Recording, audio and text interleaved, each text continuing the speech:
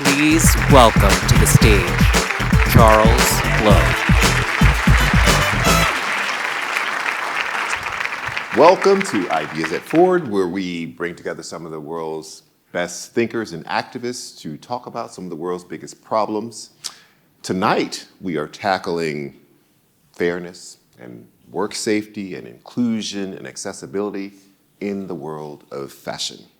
Joining me are Lindsay Peoples, Editor-in-Chief of The Cut and co-founder of the Black in Fashion Council.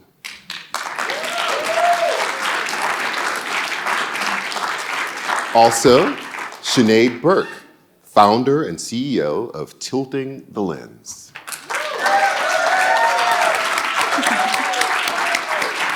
And last, Sarah Ziff, founder and executive director of the Model Alliance.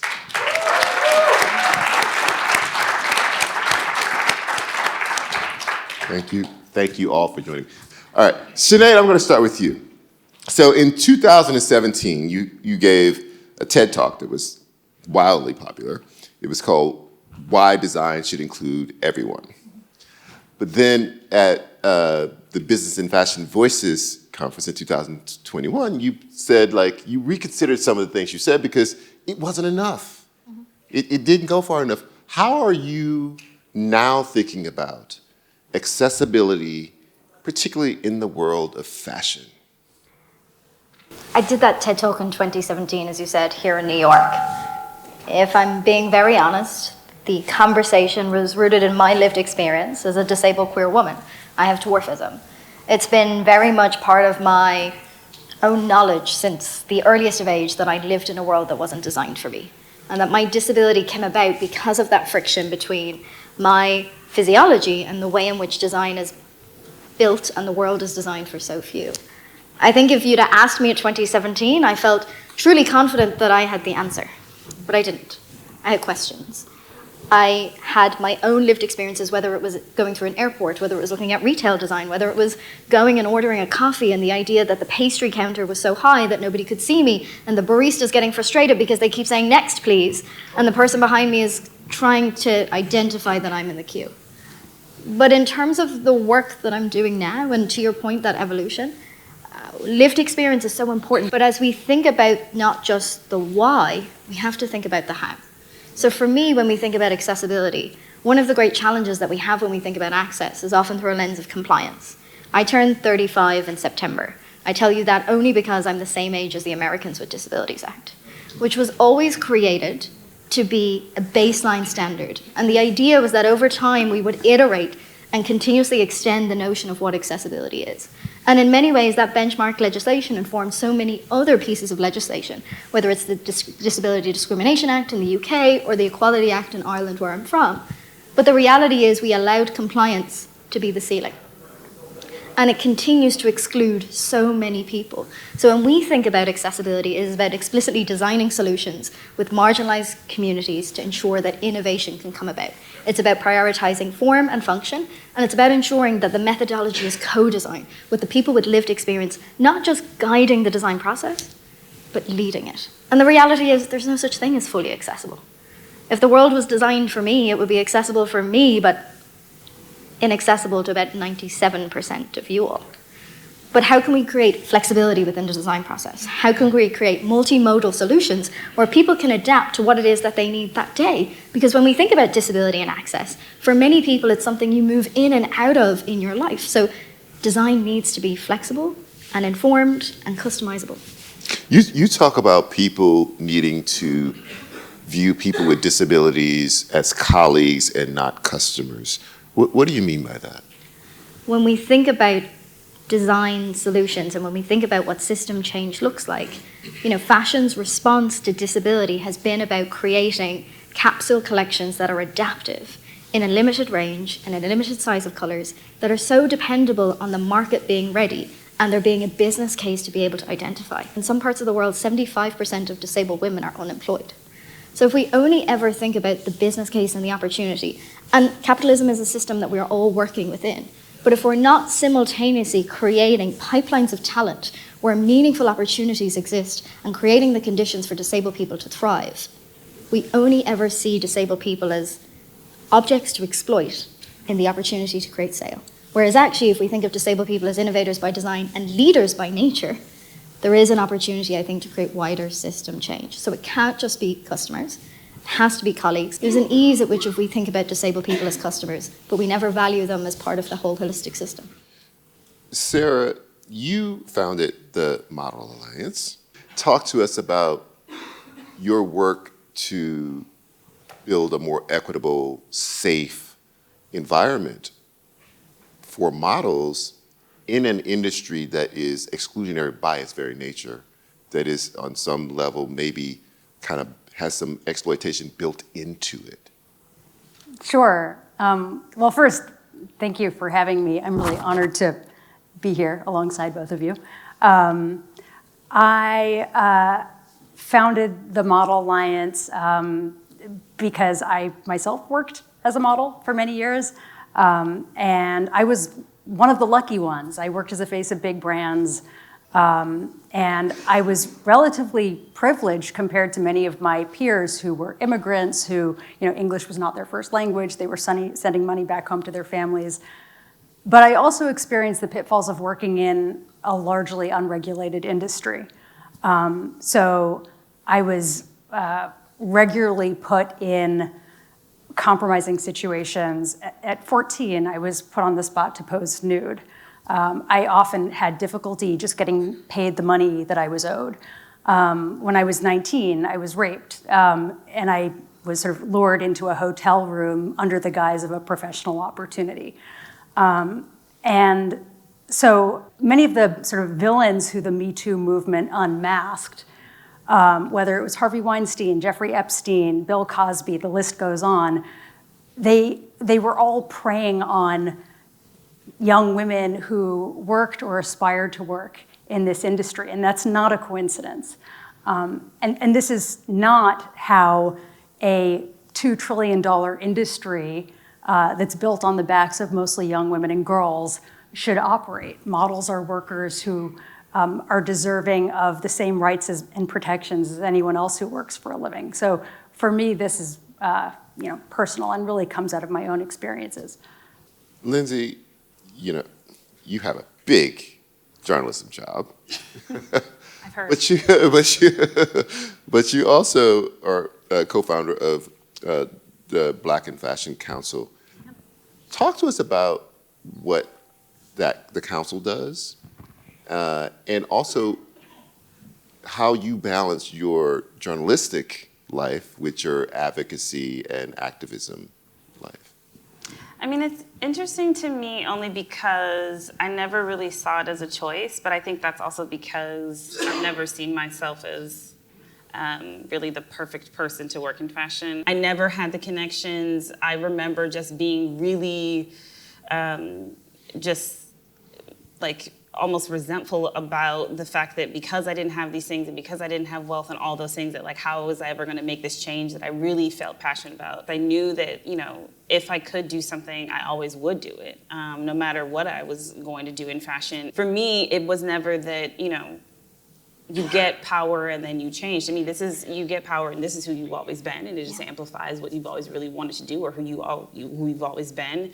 And at the core of my identity, it always has been, how can I be a ladder to help other people up? And how can I be a ladder to help women of color, people of color in general, just being inclusive overall. And so when I was at New York Magazine the first time as an editor, I wrote a piece about what it's like to be Black and in fashion, and I just stayed in contact with everyone. And during pandemic, there were a lot of conversations around, okay, so like, what can we do? How can we rally together, et cetera? And so I'm happy to always use my connections and help. And if I can call someone and say, hey, do you this buyer at this place, this Black designer needs help, et cetera. So we've done around 10, this past February was our 10th season, and we just have a showroom. We had it at Spring Studios, and we moved to WSA to do a free showroom for Black designers, and we help them get press and help them meet with buyers and connect them with different production companies, et cetera, and just kind of try to give them the support that they need and the mentorship and guidance. And then we do a lot of just connecting of, like Barbie came to us and said, hey, like we are looking to find some new designers for clothes. I'm like, great, I know many designers, I know many creatives. And yeah, I don't take a salary for it. I do this because I think it's important. Fashion is global, right? So you have people working in all different countries, in the US, working in different states, cities. How do you, in this global fashion world, tackle the ideas of equity and try to make inclusion and access real for more people? Do you start at the bottom, locally, states or a country, or do you try to craft some global set of standards or at least aspirations that we should be working forward across all of fashion, no matter where it is? Yeah, well, we have a broad vision for labor solidarity. I think, the fashion industry has always kind of been a backwater for workers' rights and been camouflaged by this glamorous facade. But the creative side of the industry has really just started to organize. But for centuries, garment workers have toiled away in obscurity. And in some ways, we sort of face a complementary crisis of recognition. You have models who are highly visible, but their work is not sort of culturally recognized as work. And their concerns are kind of treated as frivolous. And then on the other side of the industry, you have, people who are literally sometimes risking their lives in unsafe factories. Even though we're working under different socioeconomic conditions, it's an industry that's mostly built on the backs of women and girls who, on both sides of the industry, are trying to have a voice in their work. Well, one of the ways you've attacked this is at the state level. I don't want to say first, but started at the state level with one piece of legislation, which is the Fashion Workers Act, which has been passed and signed, and it's here in New York State, goes into effect when? In June. It took 3 years of campaigning to get to this point, and it, for the first time, gives basic rights and protections to our workforce. We get to see our own contracts with our clients, which we previously weren't privy to. We will have protections against harassment, discrimination, unsafe working conditions, like a safe place to go to report our concerns. And we've run for years, over a decade now, the industry's support line, where we've heard from thousands of people about a range of issues, non-payment, sexual abuse. And it's felt honestly like putting a Band-Aid on a big gaping wound because the law has not been on our side. And so now for the first time, when people contact us, we'll be able to say, yes, you do have rights, and here's how to move forward.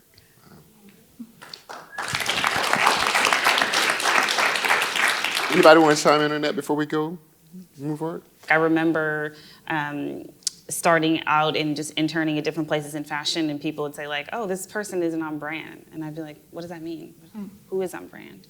How did we get there? Like, who is the person that is on brand? And so much of the work that we do at The Cut really starts with a question and a curiosity. It isn't this definitive statement, and it isn't trying to be aspirational. It really is about being approachable. And so I think that does lend itself to being a lot more diverse in the way that you discuss things, in the way that you want to develop an audience and just develop a relationship with people.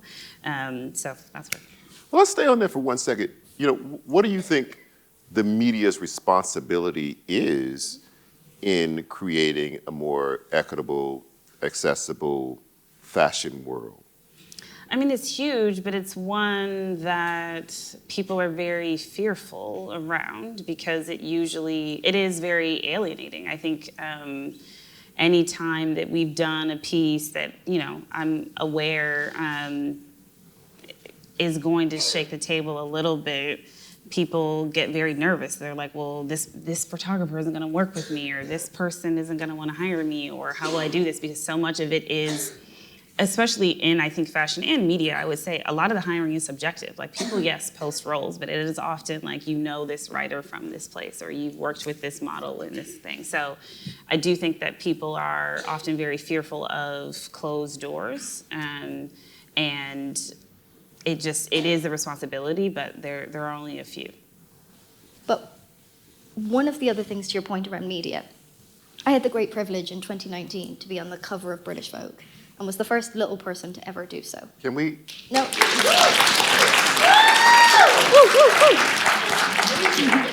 She has a Guinness World Record. She does. But I'll be very transparent. It was a really challenging set. There was no consideration for my access needs in advance. And I don't think it was malicious, just nobody thought of it. They knew that I was disabled. They knew that I was a little person, but hadn't joined the dots. And to be very fair, I was afraid to say anything because I felt that I could or would be replaced. And I left that set that day thinking one of two things. One, it cannot exist that in terms of 2019, I am white, I am cisgendered. That is a huge amount of privilege for us to be celebrating that as a milestone. So how do we create broader intersectional change? And two, one is not enough. How do we think about accessibility in its broadest possible form? So in May 2023, my company Tilting the Lens guest edited British Vogue's Reframing Fashion issue. But one of the earliest challenges that we had was, where are we going to shoot the issue? We had this big ambition that we would have 5 disabled people on covers, 19 disabled people on side, all of the articles written by disabled journalists. But even when we began to think about the types of talent that we wanted as part of the issue, we immediately had to think about the accessibility on set. We reviewed every single set within the London infrastructure that could be used for a fashion shoot of that nature. 2 of them fit our criteria for accessibility. And of those 2, both of them were booked. We had to negotiate with the people who already had those bookings, who didn't have the access needs, for us to be able to prioritize it. So when we think about the responsibility of media, I think there's an ease at which we say it is their responsibility and in turn their fault, without acknowledging so many of the systemic barriers that exist. And even if I think about when we did Reframing Fashion, I really wanted the issue to be made available in Braille. The editors at the time said, does anybody blind read Vogue? And I said, I don't know. Shall we find out? And Condé Nast as a publisher didn't have the infrastructure to create materials in Braille. It's actually very difficult. So we partnered with the Royal National Institute of the Blind and made the issue available in Braille. And every issue continues to be made available in Braille. Lindsay, when we say the fashion industry, we think 2 categories, designer, model, right? There's a whole army of people that are the fashion industry, including the people who cover the fashion. How do we reframe this so that people see more of the unseen people in fashion, and we're able to advocate for those people as well as the people that people see? Yeah. I mean, I think it's twofold. We do a job fair for Black in Fashion Council every August to try to expose young people of color to all the different opportunities. And I think the exposure at a really young age is just something that most people of color aren't allowed that privilege. Like you're to be able to know someone at this company or to be able to see this certain job. I think a lot of times there is just a lack of intention in the industry as far as the ways in which that we want to gatekeep, and that exclusivity is something that people really thrive on. And so it's done on purpose. I want to make that clear. It's not something that is on accident or just keeps happening. But I do think a lot of the work for all of us is really that we try to help kind of expose what are the opportunities for more people to come in the industry, but then also exposing people who were like, they're doing amazing work. And I think for me, it's always that, obviously in running a business, I look at traffic, I look at SEO, all of those things, right? But there are some things that I will do, and I know people aren't going to read it. And easiest example, we write about abortion every single day. And I know people aren't going to read it every single day. I know it because they're like, there's all these other things going on. You guys are right about Roe v. Wade. I see the comments. But it is important to me. And, we have a directory where you can type in your zip code and find your nearest abortion clinic. We did a whole issue on it many times. And I think that it's balancing that, because for me, it's like, I know that that's not going to get a ton of traffic. People may not read it, but it's really important resource for those who can have it. And especially the ones that are resources and where to get, they're not behind a paywall specifically, so that I want people, subscribe or not, like I want you to be able to find help and support here. But I think it's that kind of intentionality that has to kind of meet with a lot of the infrastructures that are in place to kind of gatekeep certain things that are already in place. Sinead, you founded Tilting the Lens. Tell us about Tilting the Lens. Sitting at home in Ireland in my parents' spare room, I had a great idea. I'm going to start a business. I went to Cambridge and Judge Business School and did a short-term course and learned how business systems worked. It was very deliberately a business. And the reason why is because disability has been conflated with charity for too long. And while there are essential nonprofits that are doing really excellent work, they are reliant often on federal funding, or also it creates a mindset within society that disabled people are in need of charity, and in turn only deserve charity. When I think about the work that we do, so often in the early days of the business, people assumed we were a charity. They directed us to the ESG departments or to the foundations, which was lovely, but not necessary. I could take money from every department. And what I wanted to build with the mission of creating the conditions for disabled people to be successful was firstly to create the environment internally where we could hire disabled people globally and they could be successful. I started working in the fashion industry with the business. We worked with a number of global luxury brands to support them at the most senior leadership level to implement what strategic change looks like in accessibility. So maybe to give you some examples, we worked with Gucci to support the employment of disabled people in luxury retail. One of the first things that we did was created a program where we hired deaf people as client advisors.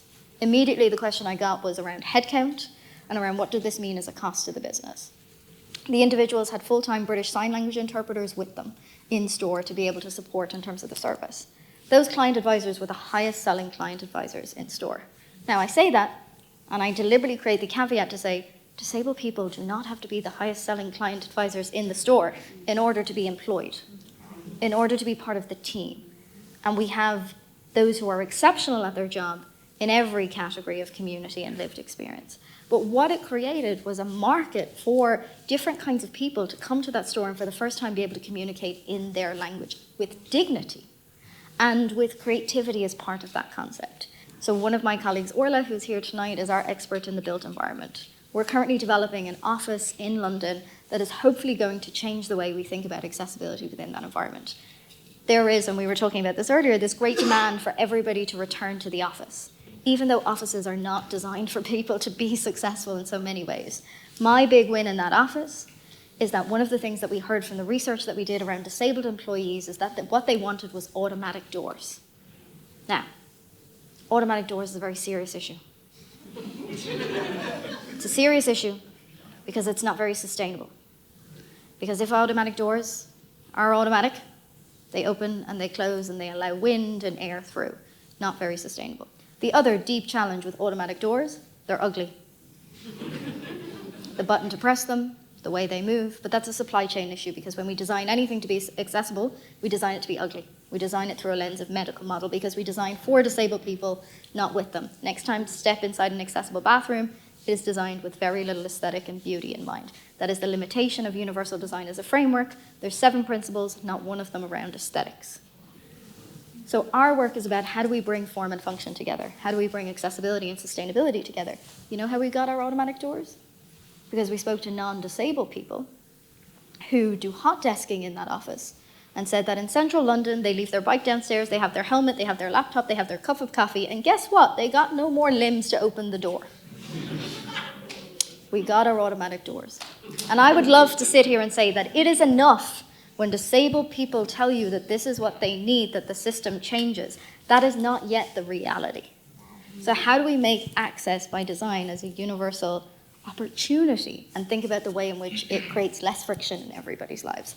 But we do work small scale, large scale, conditions for disabled people to thrive.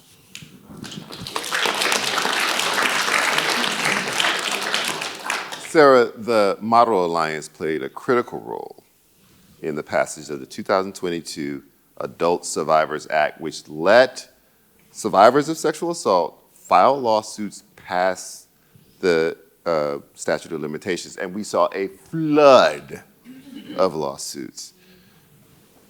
How has that helped or impacted models in the fashion industry?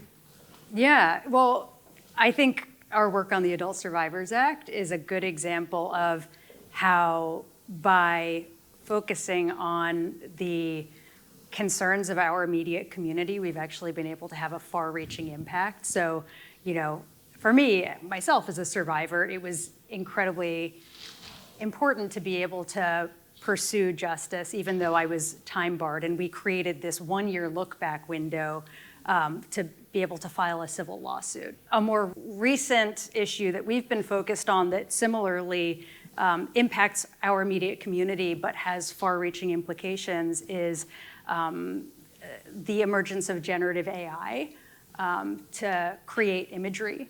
And this is not something that just impacts models, but you know, the whole creative team.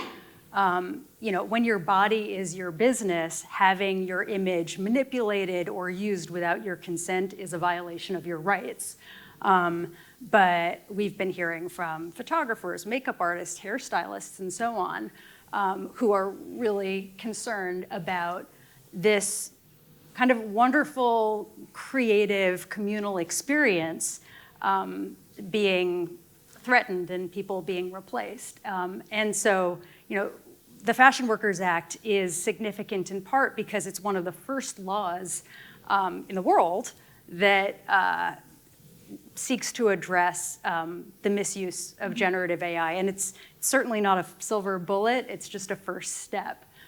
But this is something that I think is gonna be more and more important as we look ahead to future legislation.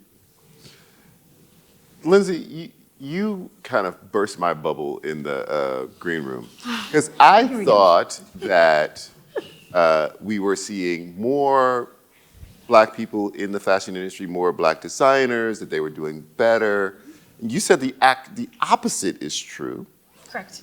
Talk to us about the lay of the land for other people who might look at the fashion world and we think we're seeing more representation, we think we're seeing more opportunities for people of color, but what is the reality of what's happening? Yeah, I mean, I think it's always been this disconnect of how, you know, I think so much of what Sarah's saying on that side is true on editorial as well. And working at magazines, it looks like you can see a lot of, I remember especially like during pandemic, there was a lot of publications talking about, you know, we've put X amount of models on this cover, et cetera. The amount of, you know, just inclusivity is just incredibly gone down on magazine covers. When you look at the runway, there's not size inclusivity at all anymore. People completely forgot that they got on that train 3 years ago. I don't know where it went.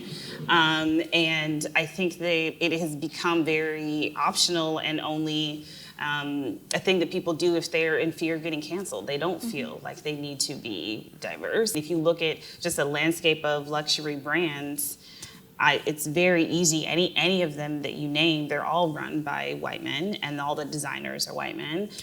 You have your few exceptions, but it's literally only 3. It's not that many. And I do think that a lot of times people just get caught up in, well, I like this brand and I want to work with them and all of that. Like, there are a million reasons, and I don't say that out of judgment, but I do think that a lot of my work, both at The Cut and with Black in Fashion Council, is making sure that Black designers aren't just emailed during Black History Month when somebody needs to put their brand in a roundup, or they're like, oh, we need to have a Q&A, let's hurry up because the Super Bowl, Kendrick, like it's like, guys, like these people, designers have been doing this.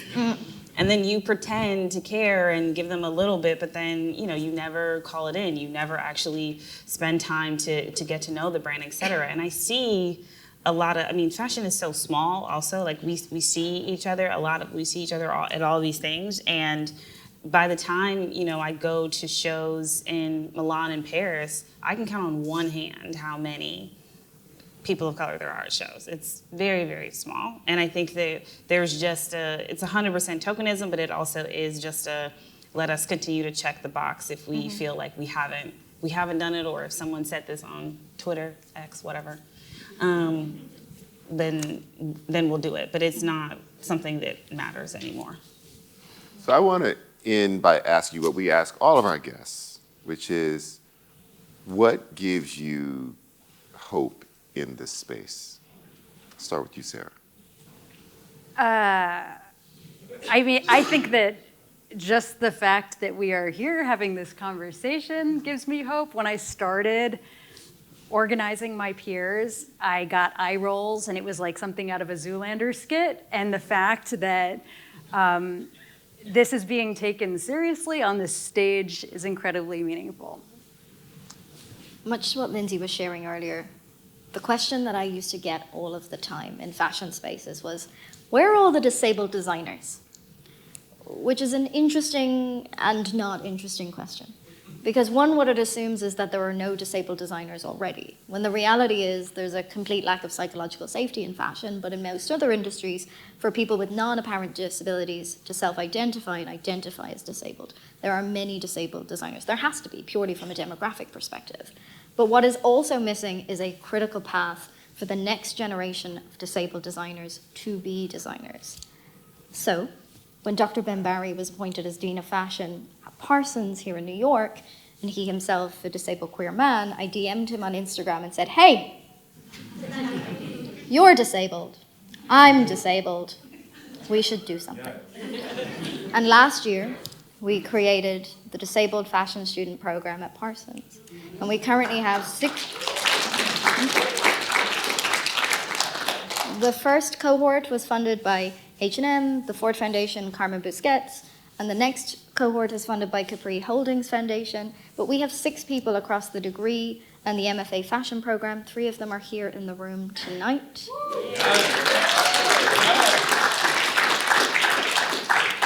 And it's not just about funding their education, it's also about making sure that they have accessible accommodation in the city. It's about making sure that the program in and of itself is not just accessible, but anti-ableism. It's about making sure that these students themselves have a pathway to internship and employment. And we see our job now is making the industry ready for them, so that when the industry says, where are the disabled designers? They're right here, you guys. Yes. Anytime that I find this work to be exhaustive, because it really can be when you feel like you're fighting for something that should just be a basic human right, I think I really haven't earned the right to give up yet. Let's give our panel a round of applause.